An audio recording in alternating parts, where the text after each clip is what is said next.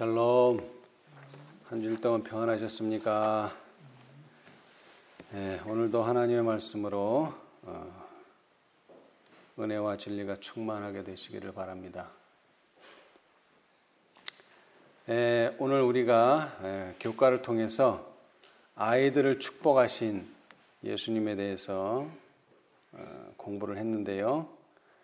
여기 시대의 소망 512페이지에 보면은 예수께서는 당신과 접촉한 어린이들 중에서 당신의 은혜의 후사요, 당신의 나라의 시민이 될 남녀들을 보셨으며 그들 중 어떤 이들은 당신을 위하여 순교자들이 될 것이었다. 이 어린 아이, 짧게는 어린이라 하는 이 표현은 이 어리다는 말에서 시작했는데요.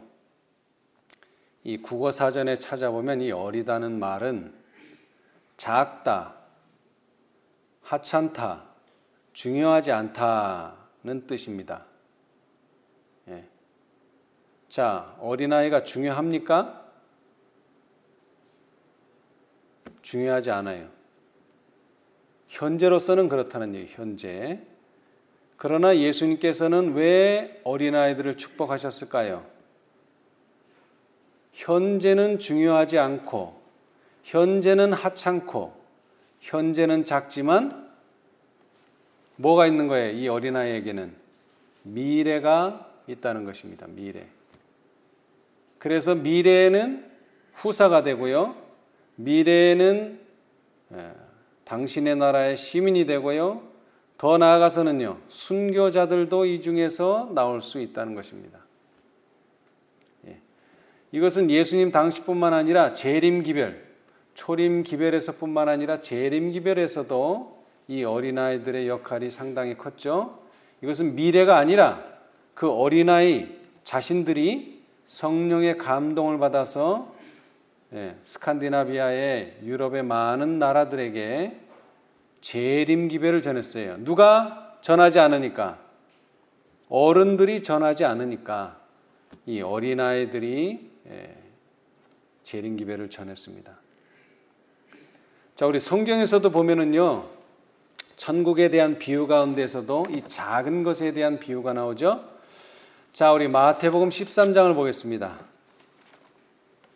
이 13장에는 많은 비유가 있는데요. 그 비유 중에 하나가 바로 이 겨자씨에 관한 비유입니다. 자, 31절로 32절 한번 읽어보세요. 또 비유를 베풀어 가라사대 천국은 마치 사람이 자기 밭에 갖다 심은 겨자씨 한 알 같으니 이는 모든 씨보다 작은 것이로되 자란 후에는 나물보다 커서 나무가 되매 공중의 새들이 와서 그 가지에 깃들이느니라.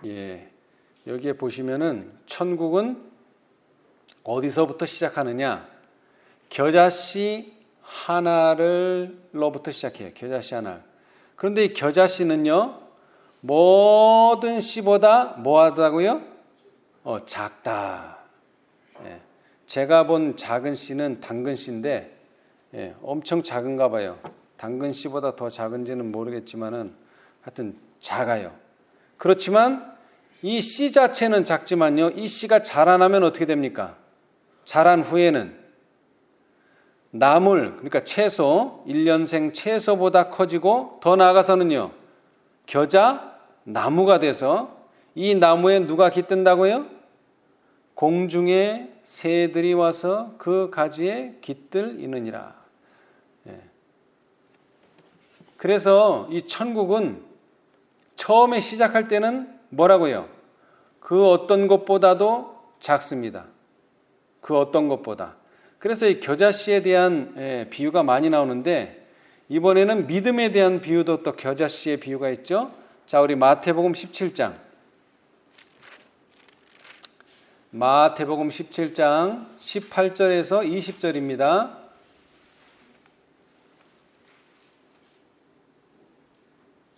누가 한번 또 읽어보세요.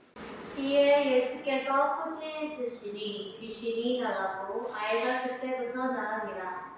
이때 제자들이 종용이 예수께 나와 가로되 우리는 어찌하여 쫓아내지 못하였나이까. 가라사대 너희 믿음이 적은 영혼이라. 진실로 너희에게 이르노니 너희가 만일 믿음이 한 겨자씨만큼만 있으면 이 산을 명하여 여기서 저기로 옮기라 하여도 옮길 것이요 또 너희가 못할 것이 없으리라.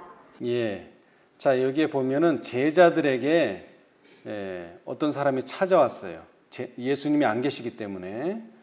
그래서 그 제자들에게 요청하기를 좀 우리 아이에게서 귀신을 좀 쫓아달라. 그랬는데 아무리 해도 그 귀신이 쫓겨나지를 않았어요. 그리고 이제 예수님께서 오시고 예수님께서 그 아이에게서 귀신을 쫓아주셨어요. 그래서 이제 제자들의 마음속에 의문이 생겼어요. 왜 전에 우리가 전도여행을 했을 때는 쫓을 수 있었는데 귀신을 왜 지금은 그 귀신을 쫓아낼 수 없었는가? 거기에 대한 대답입니다. 뭐가 적다고요?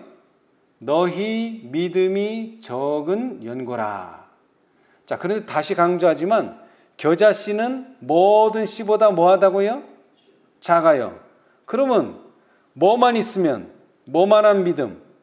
아주 작은 믿음만 있으면 쫓아냈을 텐데 그 작은 믿음조차도 없었다. 다른 말로 하면은 믿음이 적은 게 아니라 믿음이 없다라고 표현해도 괜찮을 만큼 믿음이 없다는 거예요. 왜? 겨자씨는 아주 작은 것이기 때문에.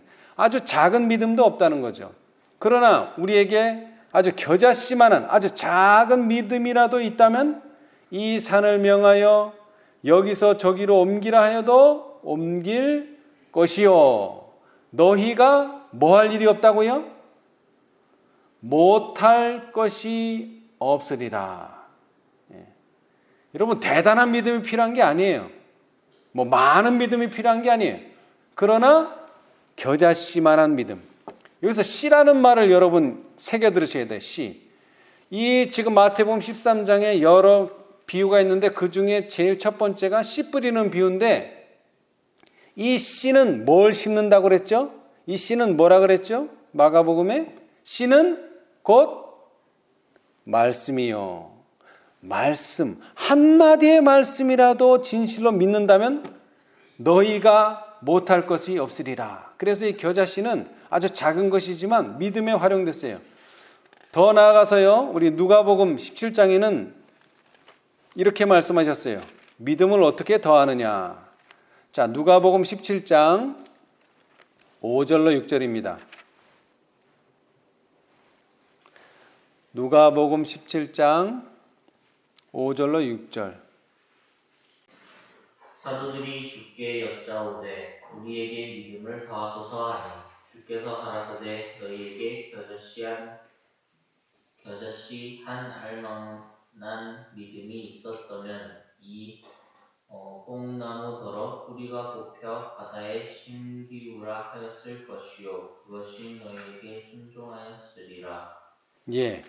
자, 여기도 마찬가지죠. 이번에는 믿음이 적은 것은 아니고 믿음을 더하소서라고 요청했을 때 뭐라고 말씀하셨다고요? 겨자씨만한 믿음만 있었더라도 어떻게 됐을 거라고요? 예.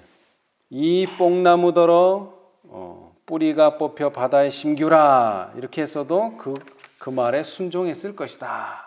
이런 놀라운 말씀을 주셨어요. 그렇죠? 예. 자, 이 겨자씨는요 아주 작은 것입니다. 어린아이와 같이.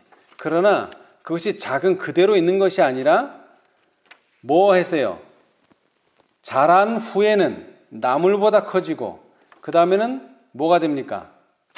결국에 가서는 나무가 되죠. 뭐가 깃들 수 있는? 새들이 깃들 수 있는 그런 나무가 되는 거예요. 그래서 이 모든 것에는 시작이라는 것이 있습니다. 시작. 근데 그 시작은 대단하지도 않고 중요하지도 않고 하찮은 거예요. 그러나 그 시작은 결국 그 시작으로 인해서 과정이 계속 밟아나가면 결과가 오게 되는데 그 결과는 대단한 결과를 가져오게 됩니다. 그래서 욥기서에 보면 이런 말씀이 있어요. 우리 뭐 가정집에 특히 이 사무실 같은데 이 말씀이 많이 걸려 있죠. 자, 욥기 8장 7절. 욥기서 8장 7절. 내 시작은 미약하였으나 내 나중은 신이 창대하리라. 예, 이 말씀 아주 특히 사무실에 가면 많이 걸려 있어요. 근데 사실은 이것은 이 인간사에 있어서 자신이 하는 사업에다가 활용할 그런 말씀은 아니고요. 특별히 구속 사업에 있어서 예수님이 베들레헴에 태어났을 때 대단한 사건이었어요. 믿음 있는 사람들에겐 대단한 사건이지만 그렇지 않은 사람들에겐 그게 대단한 사건이 아니에요. 지금도 베들레헴에서 누가 태어났다고 그렇게 중요하게 생각하는 사람들은 기독교인이지 다른 사람들은 그렇게 중요하게 생각하지 않아요. 그리고 특별히 불교에서는 이제 조금만 더 있으면 무슨 날이 돌아오죠? 불교 석가 탄신일이 돌아옵니다. 그런데 기독교는 예수 탄신일이 있습니까? 없습니까? 없어요. 따로 없어요. 그 정도로 성경은 예수님의 시작은 아주 미약한 것으로 시작합니다. 그래서 이건 천연계에서 볼 수 있는데요. 자, 우리 마가복음을 보겠습니다. 마가복음. 자, 마가복음 4장 28절. 천연계의 식물들이 어떠한 과정을 통해서 자라나는가? 땅이 스스로 열매를 맺게 처음에는 삭이요 다음에는 이삭이요 그 다음에는 이삭의 충실한 곡식이라. 예, 자, 모든 식물계는 다 이런 순서로 자라나요. 처음에는 뭐가 납니까? 나무가 됐던 채소가 됐던 뭐가 됐던 싹이 아주 자그마하게 하나 올라오죠. 아주 연약해요. 아주 작아요. 그러나 이 싹이 자라면서 뭐가 생겨요? 줄기가 생기고 이삭이 생겨요. 그 다음에 결과적으로는 뭐예요? 그 이삭에 충실한 곡식, 열매가 맺히게 됩니다. 이 순서로 자라요. 그런데 여기서 싹은 순이라고도 할 수 있어요. 한자로 하면 순, 싹순. 그런데 자, 누가복음을 보겠습니다. 한 예언이 있어요. 스가랴 6장 2절. 12절. 스가랴 6장 12절. 이 그냥 천연계에 나는 보통 싹이 아니라 하나님의 구속의 섭리 가운데 싹 같은 것이 하나 난다. 자, 스가랴 6장 12절. 스가랴 6장 12절. 한번 읽어보세요. 고하여 이르기를 만군의 여호와께서 말씀하시되 보라 순이라 이름하는 사람이 자기 곳에서 돋아나서 여호와의 전을 건축하리라. 예, 뭐가 난다고요? 뭐가 돋아난다고요? 싹이 하나 돋아나요. 싹. 예. 이름이 그래서 순이라, 싹이라. 이름이 싹이에요. 근데 어디서 돋아나요? 자기 곳에서, 자기 곳. 예루살렘에서, 특별히 어디예요? 베들레헴, 다윗의 자손으로 태어나기 때문에 베들레헴, 다윗의 고향 베들레헴에서 돋아나서 뭐를 한다고요? 이 싹이 돋아나서 무슨 일을 한다고요? 여호와의 전을 건축하리라.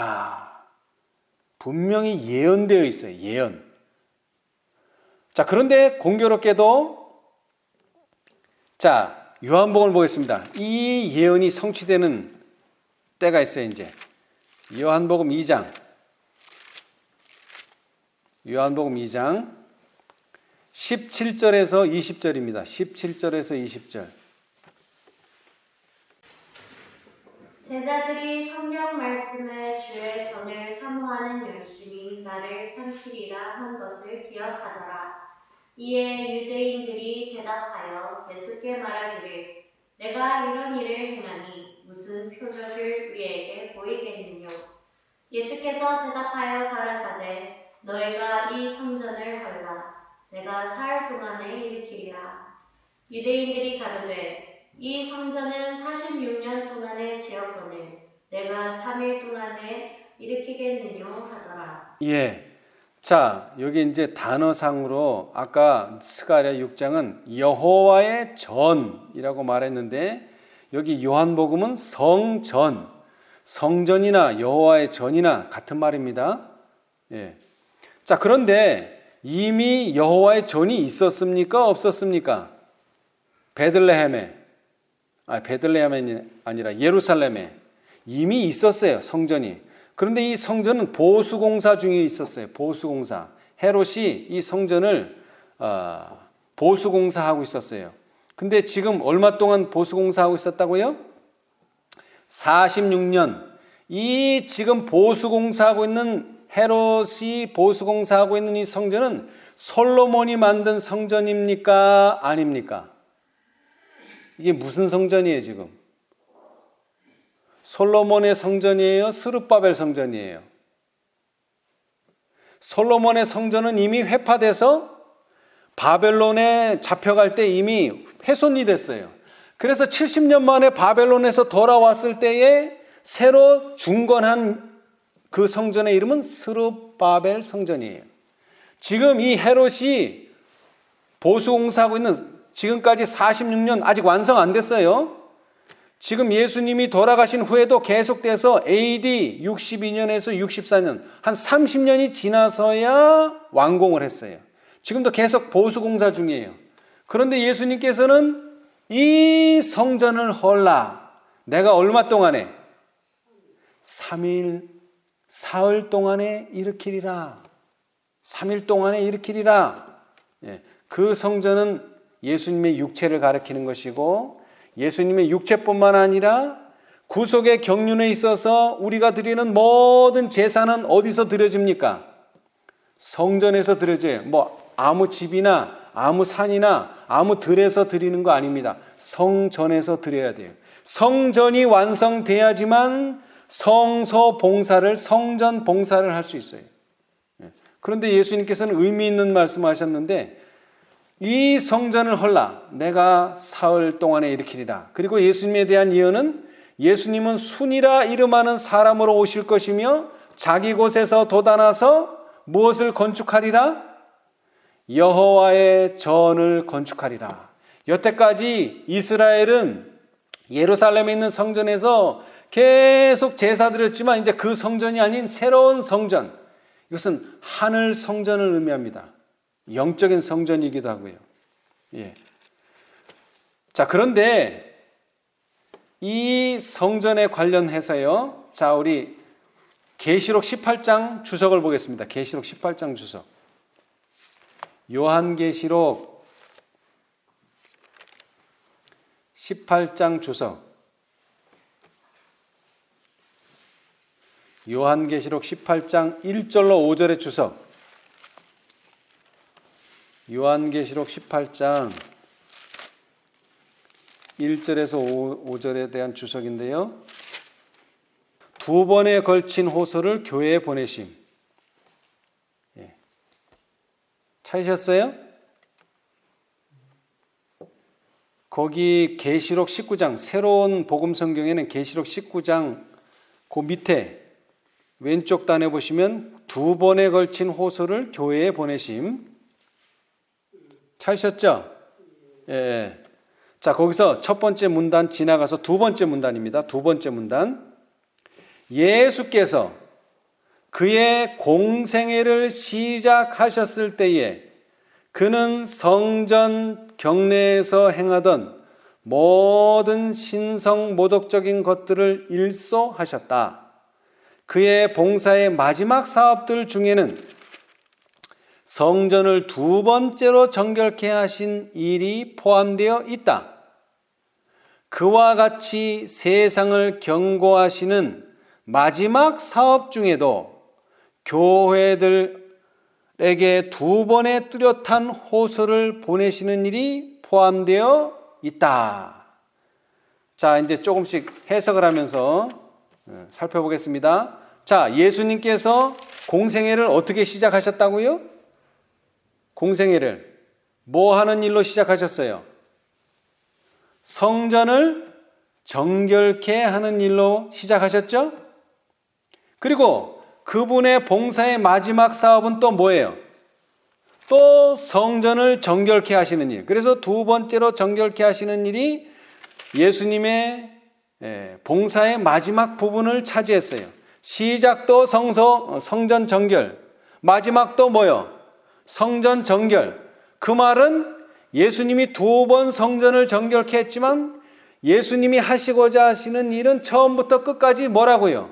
성전 정결이다. 그런 이야기입니다. 자, 예수님 당시는 그랬는데, 자, 그와 같이 예수님의 공생애에서 처음이 성전 정결, 마지막이 성전 정결이었던 것 같이 세상을 경고하시는 마지막 사업 중에도 교회들에게 두 번의 뚜렷한 호소를 보내시는 일이 포함되어 있다. 자, 그 중에 첫 번째가 뭐예요? 둘째 천사의 기별은 무너졌도다 무너졌도다 큰 성 바벨론이여 모든 나라를 그 음행으로 인하여 진노의 포도주로 먹이던 자로다 이다. 이게 뭐라고요? 이게 뭐라고요? 마지막 세상에게 보내는, 세상을 경고하는 마지막 사업의 시작은 뭐라고요? 둘째 천사의 기별이라는 거예요. 무너졌도다 무너졌도다 큰 성 바벨론이여 모든 나라를 그 음행으로 인하여 진노의 포도주로 먹이던 자로다 이다. 자, 그러면 두 번째 마지막 사업은 뭘까요? 셋째 천사의 기별의 큰 외침 속에 하늘에서 한 음성이 들려 가로되 내 백성아 거기서 나와 그의 죄에 참여하지 말고 그의 받을 재앙들을 받지 말라. 그 죄는 하늘에 사무쳤으며 하나님은 그의 불의한 일을 기억하신지라 하신다. 이게 지금 계시록 몇 장 몇 절 이야기입니까? 18장 5절의 이야기죠. 그죠? 네, 18장 5절. 계시록 18장의 이야기예요. 첫째, 예수님의 공생애 중에서 예수님의 공생애는 성전 정결로 시작해서 성전 정결로 마쳤는데 마지막 하나님의 사업 또 뭘로 시작해서 성전 정결로 시작해서 성전 정결로 마친다는 거예요. 그런데 그 실제적인 기별이 둘째 천사의 기별이 시작이고 뭐가 마지막이에요? 계시록 18장 5절이 마지막이에요. 계시록 18장 5절이 마지막이에요.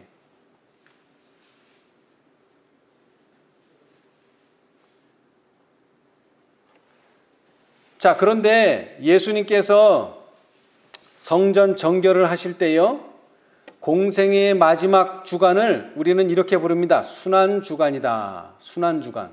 그 일주일, 그러니까 일, 월, 화, 수, 목, 금. 그래서 금요일날 돌아가셨어요. 그리고 다시 다음 주 일요일날 부활하셨어요. 그런데 성전을 정결케 하는 사건은 무슨 요일날 일어났을까요? 자, 우리 잘 기억 못하니까, 자, 우리 복음 성경에 사복음조화라고 있습니다. 사복음조화. 자, 한번 찾아보겠습니다. 사복음조화. 뒤에 부록이에요. 뒤에 부록편에 보시면 옛날 복음 성경은 중간에 있어요. 신약과 구약 사이에 있고, 최근의 복음 성경은 계시록 뒤에 있습니다. 계시록 뒤에. 거기에 보시면 사복음조화라고 있어요. 사복음조화. 그래서 예수님께서 행하신 일이 마태, 마가, 누가, 요한 사복음서에서 어떻게 순서대로 이루어졌는가, 사건 순서대로 있어요. 거기에 132번을 보세요. 132번. 132번 뭐라고 되어 있어요? 사건 이름이 두 번째 성전 정결이라고 되어 있죠. 자, 그런데 이제 도표를 보시면은 거기 표가 나와요. 표가 1, 2, 3, 4, 5, 6, 7, 8 이렇게 여러 개가 나와요. 그리스도의 생애의 도표라 그래서 그 중에서 9번을 보시면 순환주간, 예수님께서 돌아가신 그 주간, 일주일이 자세하게 기록되어 있어요. 29페이지, 새로운 복음성경 29페이지, 부록 29페이지를 보시면은 있습니까? 자, 거기에서 금요일부터 기록되어 있네요. 금요일, 토요일, 일요일, 월요일, 화요일, 수요일, 목요일, 금요일, 토요일, 일요일까지 한 열흘치가 여기 기록이 되어 있는데 그 주를 우리는 순환주간이라 이렇게 부르거든요. 그래서 예수님께서 무슨 요일날 예루살렘에 입성하셨어요? 일요일, 첫째 날에 예루살렘에 입성하셨고 바로 두 번째 성전 정격은 둘째 날 월요일에 있다고 거기 기록되어 있죠? 월요일에 보세요. 월요일에 보면은 세 가지 사건이 기록되어 있는데 열매 없는 무화과 나무가 있고요. 그 다음이 두 번째의 성소 정결, 성전 정결이 맞겠죠? 성전이라고 표현했으니까. 자, 두 번째의 성전 정결, 번호는 132. 사복음 조화에서 130이라는 거예요. 그리고 나서 성전을 정결케 하시고 나서 베다니로 물러간 그것이 월요일 날의 사건이에요. 월요일 날의 사건.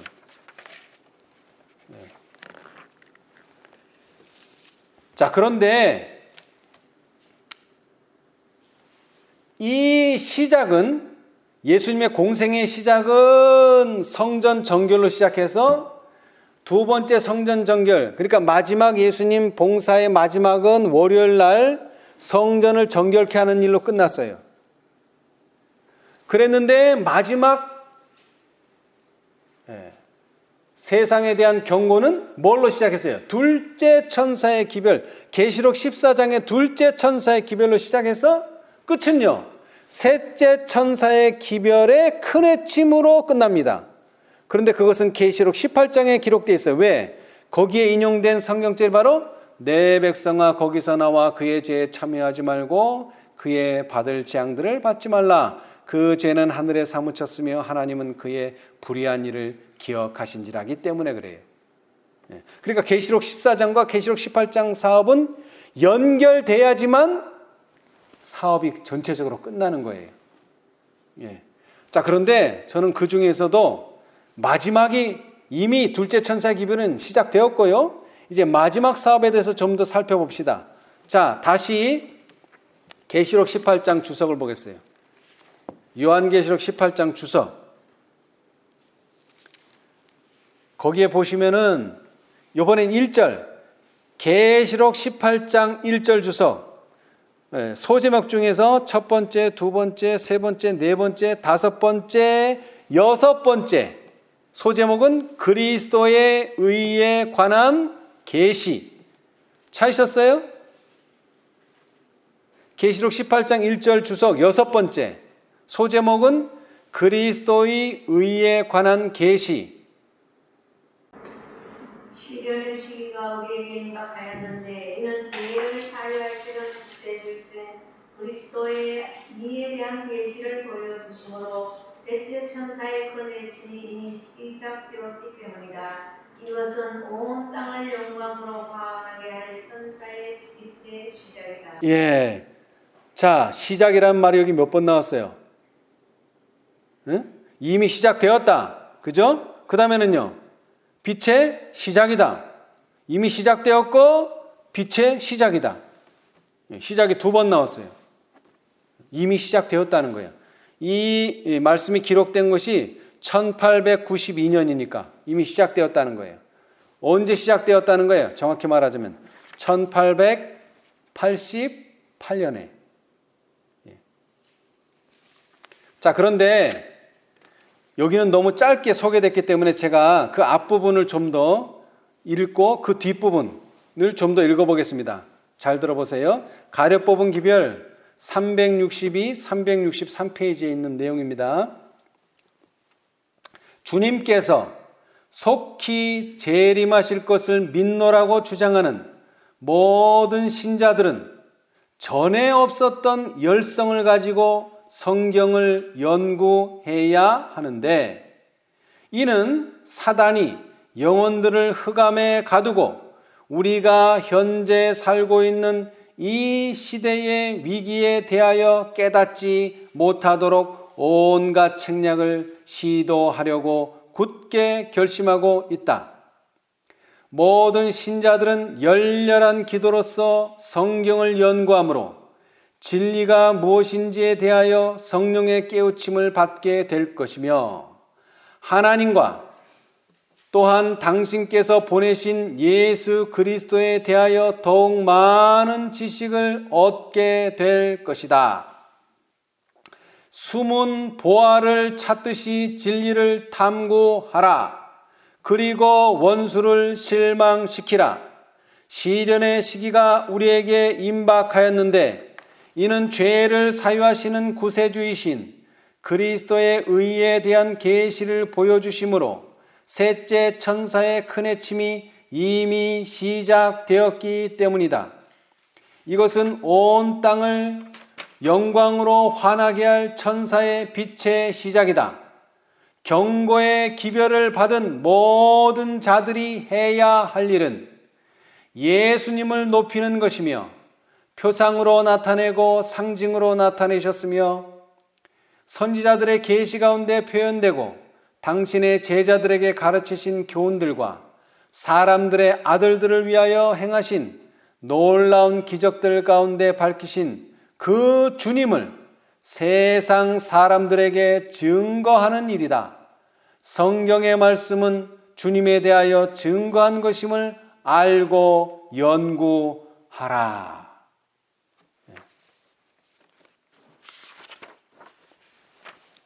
이미 화이트 부인은요, 이 계시록 18장 천사의 사업이 시작되었다고 말씀하시면서 그렇기 때문에 그것을 이해하기 위해서 뭐를 연구하라? 성경을 연구하라. 성경을 연구하라. 숨은 보화를 찾듯이 진리를 탐구하라 라고 강조하셨어요. 예. 여러분요, 세상에서는 종교개혁 그러면은 뭐를 생각합니까? 사람들이, 세상 사람들. 루터의 종교개혁이죠. 16세기에 종교개혁을 말해요. 이 16세기 종교개혁은 루터에 의해서 했는데 이 루터는 신분이 어떤 사람입니까? 신분. 수도사이면서 신학 교수예요. 이 루터는요. 그리고 이 루터는요, 성경을 연구해서 뭘 발표해가지고 된 게 아니에요. 그때 당시에 천주교의 실상, 특별히 뭐예요? 면죄부를 팔고 있는 천주교의 실상을 고발하고 거기에 대한 95개조의 반박문을 발표하면서 이 종교개혁이 시작됐어요. 이것은 독일에서 시작되었고요. 이것은 대단한 영향력을 행사했어요. 그런데 정작 계시록 14장은 성경에 예언된 사건이고 재림운동에 대한 사건인데 이 사건의 주체인 윌리엄 밀러는 신학 교수도 아니고 수도사도 아니에요. 그냥 일개 농부예요. 신학하고는 관련이 없는 사람이에요. 그것도 재림을 연구하기 위해서 성경 공부한 게 아니에요. 그냥 성경은 정말 하나님의 말씀이고 하나님께로부터 왔는가 이것을 증명하고 이것을 깨닫기 위해서 창세기 1장 1절부터 공부를 하기 시작했어요. 그리고 다니엘서 8장 14절에 도달했어요. 다니엘서 8장 14절은 여러분이 외우시는 것처럼 그가 내게 이르되 2300주야까지니 그때에 성소가 정결하게 함을 입으리라 하였느니라. 여러분 다니엘서 8장 14절도 공교롭게 뭐를 정결하게 한다고요? 성소를 정결하게 한다. 예. 지금으로 말하면 요즘으로 치자면 성전이죠. 이때는 성소가 성전으로 바뀌었죠. 성소는 움직이는 성전이었지만 이제는 건물을 짓고 한 곳에 고정돼서 예루살렘에서 고정돼서 성전을 정결케 해요. 바로 그 성전 정결이 바로 2300주야의 핵심이에요. 이 성경절을 통해서 예수님의 재림이 임박했음을 깨닫게 됐고요. 더 나아가서는요, 이 2300주야를 가지고 예수님께서 1844년에 오실 것이라는 예언적 시기까지 계산해 냈어요. 그런데 결국 이 다니엘서 8장 14절은 성소 정결에 대한 언급이에요.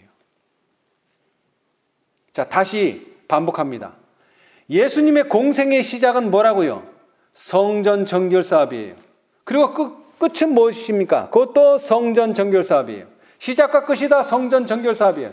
다시 말하면 예수님께서 공생애로 이사야 61장에 어떻게 할 것을 예언했지만 그것은 결과적으로는 구속의 경륜의 입장에서 보면 모든 것이 성전 정결 사업이에요.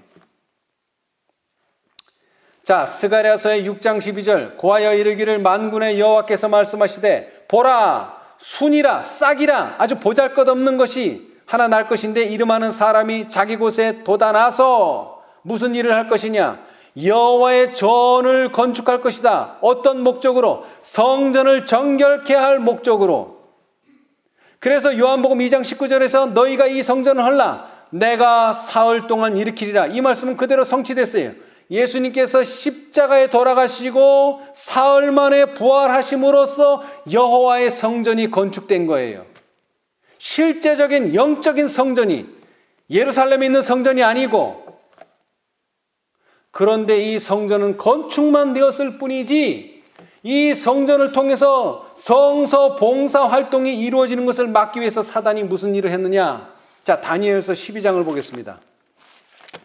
이제 성전은 건축됐는데 하나님께 예배를 드려야 되는데 멸망케 할 미운 물건이 나타나서요. 자, 다니엘서 12장 11절 한번 읽어보세요. 매일 드리는 제사를 하며 멸망케 할 물건을 세울 때부터 1260일을 지낼 것이요. 예, 여기서 좀 생소한 숫자가 나왔죠. 1260일. 한 때와 두 때와 반 때, 그 다음에 42달, 그것이 1260일인데 여기는 1260일이 아니고 며칠이에요? 1290일이에요. 이거 예언 공부하려면 시간이 많이 걸리니까 간단히 얘기해서 이 1290일 속에 1260일이 들어있어요. 그런데 여러분이 아시는 것처럼 1260일은 어떤 날입니까? 하나님의 백성들이 핍박당하는 일이에요. 그 핍박당했다는 게 고생을 했다는 그런 의미가 아니라 뭐를 드릴 수 없도록, 매일 드리는 제사를 드릴 수 없도록, 매일 드리는 제사를 폐하여 멸망케 할 미운 물건을 세울 때부터 1290일을 지낼 것이요. 그동안 매일 드리는 제사를 드릴 수 없다는 거예요. 미운 물건이 나타나서 제사를 드리지 못하게 하는 거예요. 이것은 계시록에 가면은요 다른 표현을 하고 있어요. 자, 계시록 보겠습니다. 계시록 요한계시록 12장 요한계시록 12장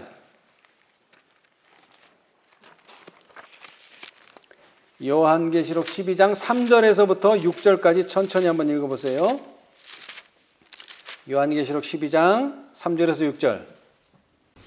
하늘에 또 다른 이적이 보이니 보라 한 큰 붉은 용이 있어 머리가 7이요 불이 10이라. 그 여러 머리에 7 면류관이 있는데 그 꼬리가 하늘 별 3분의 1을 끌어다가 땅에 던지더라. 용이 해산하려는 여자 앞에서 그가 해산하면 그 아이를 삼키고자 하더니 여자가 아들을 낳으니 이는 장차 철정으로 만국을 다스릴 남자라. 그 아이를 하나님 앞과 그 보좌 앞으로 올려가더라. 그 여자가 광야로 도망하매 거기서 1260일 동안 저를 양육하기 위하여 하나님의 예비하신 곳이 있더라. 예, 여기 구속의 경륜이 거의 나와 있죠. 하늘의 별 얼마가요? 3분의 1. 하늘의 별이라는 뜻은 다른 뜻이 아니라 아주 귀중히 여김을 받는 사람들, 천사들, 그 중에서도 천사장을 포함한 많은 천사들, 하나님 보좌 곁에서 하나님을 보좌했던 그 천사들의 3분의 1이 반역함으로 인하여 땅에 던져졌어요. 그리고 나서 용이 이제 여자 앞에서 그가 해산하려는 그 아이를 삼키려고 했어요. 그 아이는 여러분이 아시는 것처럼 예수 그리스도입니다. 왜? 이 예수 그리스도가 뭘 건축할 것이기 때문에, 여호와의 전을 건축할 것이기 때문에 그 건축을 막기 위해서 그 아이를 삼키려고 했어요. 그러나 그 아이는 삼켜지지 않고 여자가 아들을 낳으니 이는 장차 철장으로 만국을 다스릴 남자라. 근데 그 아이는 이제 어디로 갔어요? 부활하신 다음에 하늘로 승천하셨어요. 그러나 그게 끝이 아니에요. 그 여자가 이번에는요, 광야로 도망하며 거기서 얼마 동안요? 1260일 동안 핍박을 받아서 도망을 갔는데, 저를 양육하기 위하여 하나님의 예비하신 곳에 있더라. 뭘 하기 위해서 양육을 받습니까? 이게 중요해요. 재림운동이 시작되고요. 이 재림운동은 다른 것이 아니라 예수님께서 성전 정결로 시작해서 성전 정결로 마쳤던 것처럼 재림운동도 성전 정결로 시작해서 성전 정결로 마치는 거예요. 그 시작은 둘째 천사의 기별이고요. 그 마지막은 셋째 천사의 큰 외침. 우리가 이해하건대 계시록 18장의 다섯째 천사입니다. 그럼 뭘 할 것이냐? 자, 이사야 58장. 우리가 너무나 많이 읽었던 말씀이죠. 이사야 58장. 이사야 58장 12절. 내게서 날짜들이 오래 황폐된 곳들을 다시 세울 것이며 너는 역대의 파괴된 기초를 쌓으리니 너를 일컬어 무너진 데를 수고하는 자라 할 것이며 길을 수축하여 거할 곳이 되게 하는 자라 하리라. 예. 자, 이것이 바로 개혁운동의 사명입니다. 예. 개신교회가 종교개혁은 했지만요, 오랫동안 율법이 묻혀졌어요. 근데 사실 이것은 율법이라기보다는 성전이 황폐됐어요. 성전이. 그래서 그 성전을 회복해야 돼요. 그러니까 재건축해야 돼요, 성전을. 그래서 오래 황폐된 곳들이라고 표현했는데, 이것은 예루살렘 성벽과 예루살렘 성전 그 자체를 말하는 거예요. 이 모든 것들이 다 회복될 때에, 이 회복으로 끝나는 게 아니라 그 회복된 성전에서 뭐가 드려져야 돼요? 성전 정결 사업이 이루어져야 돼요. 이 사업은 계시록 14장을 통해서 시작되었어요, 사실은. 그러나 이것은 무엇으로 마칠 것이냐? 이제 회복된 여호와의 전을 통해서 속죄 사업, 다시 말하면 대속죄일의 사업이 완성될 때에 이 모든 사업은 끝나게 될 것입니다. 그것이 바로 계시록 18장이죠. 이 계시록 18장을 말라기는 이렇게 설명하고 있어요. 자, 말라기서, 말라기.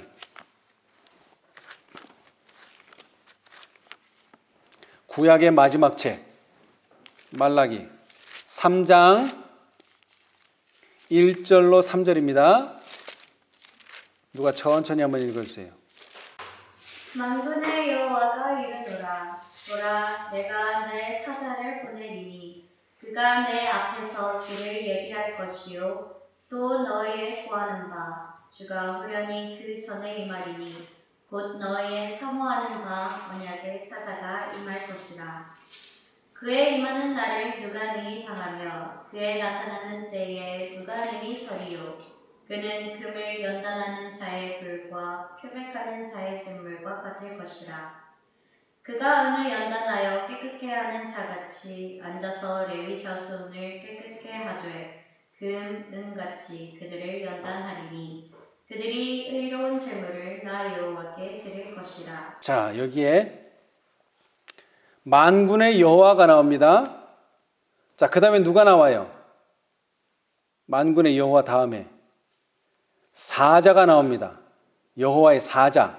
자, 그 다음에 누가 나와요? 주가 호련히 그 전에 임하리니 주가 나오고요. 그 다음에는요, 내 사모하는 바 언약의 사자. 이 언약의 사자는 주하고 같은 인물입니다. 그 사자가 임해가지고 그의 임하는 날 누가 능히 당하며 그의 나타나는 때 누가 능히 서리오. 그는 금을 연단하는 자의 불과 표백하는 자의 잿물과 같을 것이라. 그가 은을 연단하여 깨끗게 하는 자같이 앉아서 누구를요? 누구를 깨끗게 하되, 누구를 깨끗게 합니까? 레위 자손이 나와요. 레위 자손. 그러니까 등장인물이 네 부류가 있어요.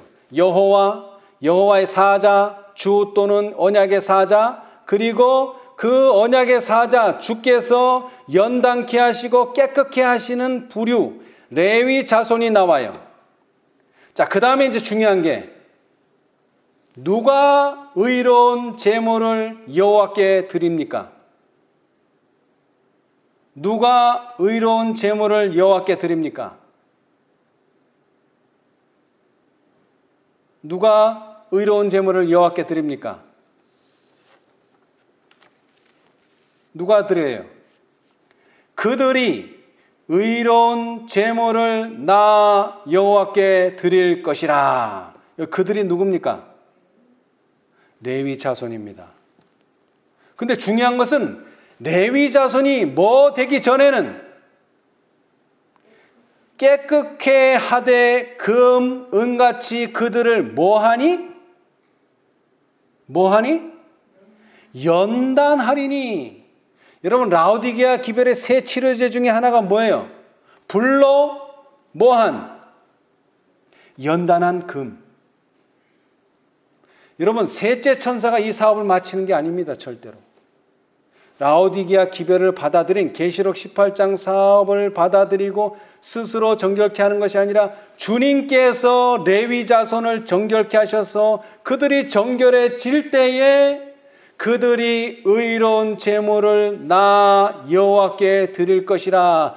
그렇게 드림으로써 결국 뭐가 끝나는 거예요? 성전 정결 사업이 끝나는 겁니다.